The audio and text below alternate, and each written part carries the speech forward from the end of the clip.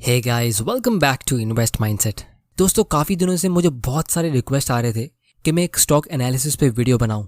तो दोस्तों, आज की वीडियो में हम ये जानेंगे कि आप किसी स्टॉक का सिंपल तरीके से एनालिसिस कैसे कर सकते हो, और वो भी कुछ ही मिनटों में। क्योंकि जब भी आपको कहीं से कोई स्टॉक की टिप मिलती है, या कोई न्यूज़ चैनल पे या कोई भी स्टॉक मार्केट का गुरु आपको कोई स्टॉक रेकमेंड करता है, या भले आपको कोई ये बोल दे कि कोई स्टॉक मल्टी बैगर बनने वाला है, तो आपको उसमें एक भी रुपया इन्वेस्ट नहीं करना चाहिए इससे पहले कि आप उसमें खुद कुछ चीज़ें चेक ना कर लो। तो चलिए शुरू करते हैं। तो दोस्तों, स्टॉक को पिक करने के दो फेमस अप्रोच होते हैं। एक होता है टॉप डाउन और दूसरा होता है बॉटम अप। टॉप डाउन का मतलब आप कोई ऐसी स्पेसिफिक कंट्री पिक करते हो जो हाई ग्रोथ कंट्री है, फिर उसमें से आप एक ऐसा सेक्टर पिक करते हो जो फ्यूचर में अच्छा करेगा, और फाइनली उसमें से कोई एक बेस्ट कंपनी पिक करते हो। और बॉटम अप अप्रोच मतलब आप डायरेक्टली एक स्पेसिफिक कंपनी से शुरुआत करते हो और फिर उल्टा जाते हो। जैसे कंपनी को पिक करने के बाद उसकी इंडस्ट्री को एनालाइज करते हो, फिर बाद में उसकी इकोनॉमी को एनालाइज करते हो। तो यहाँ पे जब आपको कोई स्टॉक रेकमेंड करता है तो हम इसे बॉटम अप अप्रोच कहेंगे, क्योंकि यहाँ पे डायरेक्टली आपको कंपनी की टिप मिल जाती है। तो अच्छे स्टॉक्स को डिटेल में आप 10 मिनट में शायद एनालाइज नहीं कर पाओगे, लेकिन अगर किसी ने आपको कोई फालतू स्टॉक रेकमेंड कर दिया है, जो अक्सर होता रहता है, तो आप उसको इस प्रोसेस से ईजिली आइडेंटिफाई कर सकते हो। तो इसीलिए कोई भी स्टॉक में इन्वेस्ट करने से पहले हमको 4 चीज़ें समझना बहुत ज़रूरी है। सबसे पहले उसके बिजनेस को, फिर उसके फाइनेंशियल परफॉर्मेंस को, और उसके मैनेजमेंट को। इन 3 चीज़ों से आपको उस कंपनी की क्वालिटी का पता चलेगा। फिर आपको उसकी वैल्यूएशन को समझना है कि वो सस्ते में मिल रही है या महंगे प्राइस पे। तो सबसे पहले आपको ये समझना होगा कि वो कंपनी बिजनेस करती क्या है और उसका बिजनेस काम कैसे करता है।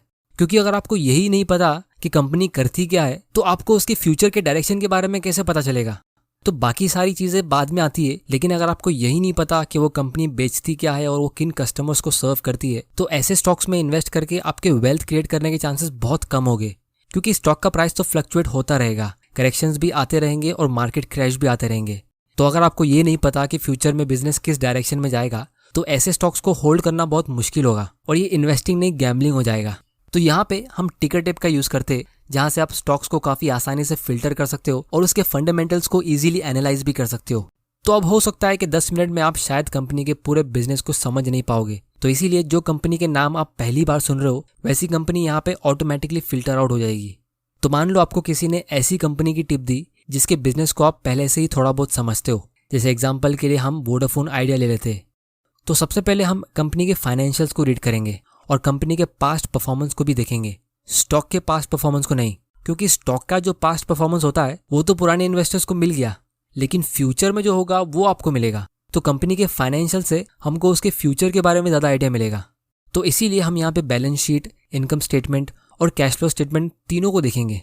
तो सबसे पहले हम इसके इनकम स्टेटमेंट पे आएंगे, जहाँ से हम ये देख सकते हैं कि कंपनी कितना प्रॉफिट कमाती है और वो प्रॉफिट कितने रेट से ग्रो हो रहा है। तो यहाँ पे वोडाफोन आइडिया का पिछले 8 साल का ट्रैक रिकॉर्ड आप देख सकते हो, जो ऊपर जाने की जगह पे नीचे जा रहा है।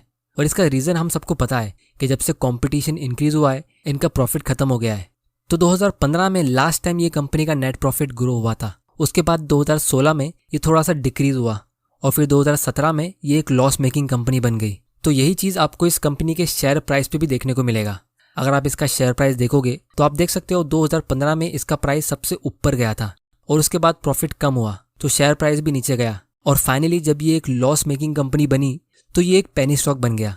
लेकिन फिर भी अगर आपको इसे और एनालाइज करना है तो हम इसकी बैलेंस शीट देखेंगे, जहाँ पे आप कंपनी की सॉल्वेंसी रेशियोज देख सकते हो, जिसका मतलब ये है कि कंपनी के पास कितना पैसा है और कितना लोन चुकाना बाकी है।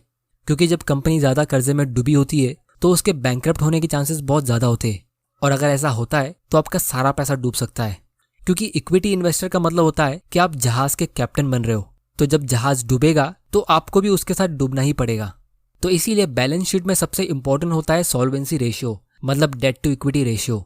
अब एक्चुअली में आपको कंपनी की बैलेंस शीट खोलने की जरूरत पड़ती है, लेकिन यहाँ पे टिकर टिप की वजह से हम इसे सामने देख सकते हैं। इसका टोटल डेट है 1,15,000 और इक्विटी है सिर्फ 6,000 की। तो ये ऑलमोस्ट 19/1 का डेट टू इक्विटी रेशियो होता है, जो बहुत ज़्यादा है। एक्चुअली में कंपनी का डेट उसकी इक्विटी से कम होना चाहिए, और कंपनी अगर डेट फ्री हो तो सबसे बेस्ट है। तो दोस्तों, इससे हमें ये चीज़ क्लियरली पता चल रही है कि कंपनी की हालत बहुत ज़्यादा ख़राब है। एक तो ये कंपनी प्रॉफिट नहीं कमा पा रही है, और दूसरा हर साल इसे इंटरेस्ट पेमेंट भी करना पड़ता है, जिसकी वजह से इसकी इक्विटी और कम होती जा रही है।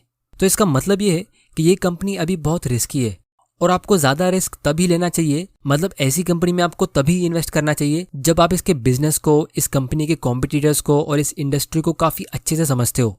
क्योंकि मेरे हिसाब से रिस्क दो टाइप के होते हैं, एक होता है कैलकुलेटेड रिस्क और दूसरा होता है स्टुपिडिटी। तो अगर आप पूरी रिसर्च करके रिस्क लेते हो तो वो कैलकुलेटेड रिस्क होता है, लेकिन अगर आप बिना कोई रिसर्च करके रिस्क ले रहे हो तो वो बेवकूफ़ी होती है। तो इसीलिए अगर आप ये नहीं समझते कि ये कंपनी का फ्यूचर कैसा होगा तो आपकी भलाई इसी में होगी कि आप ऐसी कंपनी को रिजेक्ट कर दो। अब दोस्तों, अगर हम इस स्टॉक को रिजेक्ट कर लेते तो इसका मतलब ये नहीं कि ये कंपनी फ्यूचर में बर्बाद होगी। हो सकता है कि ये कंपनी फ्यूचर में ग्रो कर जाए और अच्छा रिटर्न दे दे, लेकिन आपको हमेशा अपना रिस्क और रिवॉर्ड रेशियो देखना चाहिए कि आप कितना रिस्क ले रहे हो और उसके बदले में आपको कितना रिवॉर्ड मिल रहा है। क्योंकि आप फिलहाल ये कंपनी में इन्वेस्ट करके परमानेंट कैपिटल लॉस का रिस्क ले रहे हो, और अगर आपको इसमें रिवॉर्ड मिलता भी है तो हो सकता है आपका पैसा डबल या ट्रिपल हो जाए, लेकिन वो तो आपको पता ही नहीं है। तो इसीलिए अगर आपको पता है कि ये कंपनी फ्यूचर में अच्छा करेगी और इसके अच्छे अच्छे फ्यूचर प्लान्स है, क्योंकि आपने इसकी रिसर्च करके रखी है और आपको पता है कि ये कंपनी फ्यूचर में क्या रेट से ग्रो हो सकती है, तो आप इस कंपनी में इन्वेस्ट कर सकते हो। क्योंकि फिर आप इजीली अपना रिस्क और रिवॉर्ड रेशियो कैलकुलेट कर सकते हो और आपको पता होगा कि आप इससे क्या एक्सपेक्ट कर रहे हो और इसका प्राइस कब ऊपर जाना शुरू होगा। लेकिन अगर आपको इसके बारे में कुछ भी आइडिया नहीं है और फिर भी आप इसका स्टॉक खरीद रहे हो सिर्फ उम्मीद पे, तो आप बेवकूफ़ी कर रहे हो, क्योंकि hope is not a good strategy. अब दोस्तों, मान लेते हैं कि आपको कोई अच्छी कंपनी मिल जाती है और कंपनी का फाइनेंशियल परफॉर्मेंस भी अच्छा है, जैसे आपको किसी ने डीमार्ट के बारे में टिप दे दी। तो अगर हम इसका इनकम स्टेटमेंट देखेंगे तो आप देख सकते हो इसका रेवेन्यू भी इंक्रीज हो रहा है और प्रॉफिट भी इंक्रीज हो रहा है। तो फिर आपको इसके मैनेजमेंट की क्वालिटी चेक करनी होगी, लेकिन इसे आप शायद 5 मिनट में चेक नहीं कर पाओगे, क्योंकि उसके लिए आपको कंपनी के पुराने एनुअल रिपोर्ट्स पढ़ने होंगे और ये देखना होगा कि कंपनी ने क्या प्रोमिसेस किए थे और उसको कितना डिलीवर किया है, और ये कंपनी माइनॉरिटी शेयर होल्डर्स के बारे में कैसा सोचती है वगैरह वगैरह।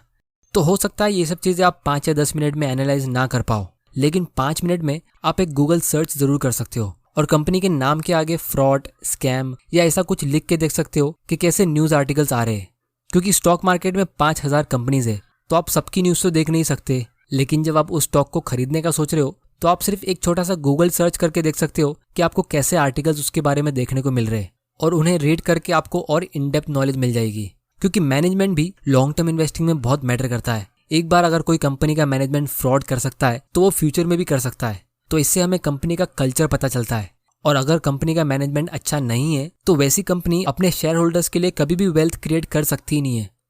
फिर फाइनली आपको उसका वैल्यूएशन देखना चाहिए कि वो सस्ती मिल रही है या महंगी। इंट्रिंसिक वैल्यू कैलकुलेशन के ऊपर मैंने एक डिटेल वीडियो ऑलरेडी बनाया है, जिसका लिंक आपको यहाँ ऊपर मिल जाएगा। लेकिन आप कुछ रेशियोज देख सकते हो जिससे आपको इमीडिएटली एक आइडिया मिल जाएगा कि ये कंपनी सस्ती है या महंगी है, जैसे कंपनी का price to earning ratio, price to sales ratio या price to book value ratio. तो अगर आप इस कंपनी का पीई रेशियो देखोगे तो फिलहाल ये 178 का है, जो बहुत ज़्यादा है, और इतने ज़्यादा महंगे प्राइस पे खरीदना भी बहुत रिस्की होता है। क्योंकि भले ये कंपनी अच्छी है और फ्यूचर में बंद नहीं होगी, लेकिन ये भी हो सकता है कि इसका प्राइस करेक्शन आ जाए, मतलब ये 10-20% नीचे गिर जाए, या फिर सालों साल इसका प्राइस बढ़ेगा ही नहीं। तो इसीलिए ऐसे प्राइस पे खरीदने के लिए आपको कॉन्फिडेंट होना बहुत ज़रूरी है कि ये कंपनी फ्यूचर में बहुत ज़्यादा स्पीड में ग्रो होगी ही। क्योंकि अगर ये कंपनी का प्रॉफिट इंक्रीज नहीं हुआ, और मान लेते हैं कि जितना प्रॉफिट अभी कमा रही है फ्यूचर में भी सिर्फ उतना ही कमाएगी, तो इस हिसाब से ये कंपनी की वैल्यू 180 साल में डबल होगी। क्योंकि पीई रेशियो का मतलब ही ये होता है कि आपने इस कंपनी के 1 रुपये के प्रॉफिट के लिए 180 रुपया एडवांस में पे कर लिया। मतलब जितना पीई रेशियो होता है उतना रुपया आप एडवांस में पे करते हो कंपनी के 1 रुपये के प्रॉफिट के लिए। तो अगर कंपनी का प्रॉफिट इंक्रीज नहीं हुआ तो ये कंपनी यही रेट से आपको 1-1 रुपया करके 180 साल में आपका इन्वेस्टमेंट आपको रिटर्न करेगी। तो इसीलिए ओवर वैल्यूएशन भी एक बहुत बड़ा रिस्क होता है, जिसे अक्सर न्यू इन्वेस्टर्स मिस कर देते हैं। लोग अच्छी कंपनी तो सिलेक्ट कर लेते हैं, लेकिन बहुत ज़्यादा महंगे प्राइस पे खरीद लेते हैं, जिससे उनको अच्छा प्रॉफिट नहीं मिल पाता है। जैसे अगर आप ये आइशर मोटर्स का एग्जांपल देखोगे तो ये कंपनी रॉयल एनफील्ड बाइक्स बनाती है। तो 2017 में इसका पीई रेशियो 80 का हो गया था, और किसी भी ऑटोमोबाइल कंपनी के लिए ये 80 का पीई रेशियो बहुत ज़्यादा होता है, क्योंकि ये एक साइक्लिकल इंडस्ट्री में आती है और इसमें बहुत ज़्यादा कैपिटल एक्सपेंडिचर्स लगते हैं। मतलब जब लॉकडाउन लगता है या रिसेशन होता है तो लोग बाइक्स नहीं खरीदते, इसीलिए ये एक साइक्लिकल स्टॉक है। तो 80 का पीई रेशियो इसके लिए बहुत ज़्यादा था। तो जब मार्केट क्रैश हुआ तो ये कंपनी का पीई रेशियो डायरेक्ट 20 का हो गया। अब दोस्तों, ये कंपनी अभी भी चल रही है और फ्यूचर में भी इस कंपनी की अच्छी अच्छी बाइक्स हमको देखने को मिलेगी। तो जिन लोगों ने यहाँ पीक पे इन्वेस्ट किया होगा तो वो लोग अभी भी लॉस में होंगे कंपनी के अच्छा करने के बाद भी, और जो लोगों ने थोड़ा सा पेशेंटली वेट किया होगा तो वो लोगों को इसे सस्ते प्राइस पे खरीदने का मौका मिल गया होगा। तो इसीलिए जब आपको कोई स्टॉक की टिप देता है तो ये सब चीज़ें आपको एक बार चेक करना ज़रूरी है। और अगर आपका स्टॉक ये सारे फिल्टर्स सक्सेसफुली पास कर लेता है तो तब आप अपने स्टॉक का डिटेल्ड एनालिसिस कर सकते हो, इस तरह से जैसे आप उस कंपनी को पूरा खरीदने वाले हो। तो दोस्तों ये था एक छोटा सा प्रोसेस जहां से आप 5-10 मिनट में कंपनी का एनालिसिस कर सकते हो। अब हो सकता है कि आप इससे मल्टीबैगर स्टॉक्स ना ढूंढ पाओ, मल्टीबैगर स्टॉक्स के ऊपर हम आने वाली वीडियोस में जरूर डिस्कशन करेंगे, लेकिन ये प्रोसेस से आप अपने लॉस को जरूर बचा सकते हो, क्योंकि शुरुआत में स्टॉक मार्केट में जिसने अपना लॉस बचा लिया लॉन्ग टर्म में वही वेल्थ क्रिएट कर सकता है। क्योंकि जब न्यूबी स्टॉक मार्केट में एंटर करते तो उनका जोश बहुत ज्यादा होता है और नॉलेज बहुत कम होती है, लेकिन जब वो गलतियां करके सीख लेते तो उनके पास नॉलेज तो आ जाती है लेकिन पैसा कम होता है। तो दोस्तों आज की वीडियो में इतना ही।